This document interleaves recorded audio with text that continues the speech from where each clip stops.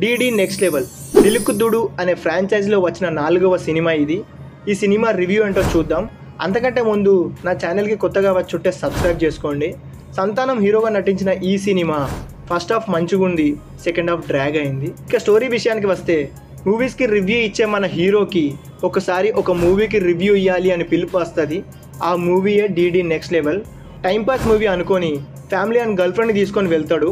మరి వెళ్ళాక ఏమైంది, అసలు ఆ థియేటర్లో వచ్చిన ప్రాబ్లం ఏంటి, ఎలా బయటపడ్డాడు అన్నది మిగతా స్టోరీ. మూవీలో ఇంకో మూవీ కాన్సెప్ట్ మంచిగా అనిపించింది, బట్ అవుట్పుట్ అంతగా ఏమీ లేదు.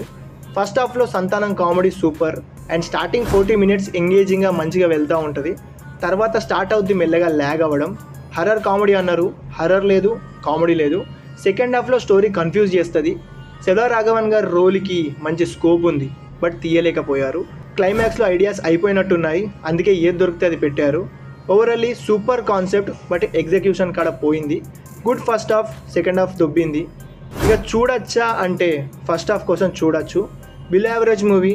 నా రేటింగ్ వచ్చేసి 5కి 2.25.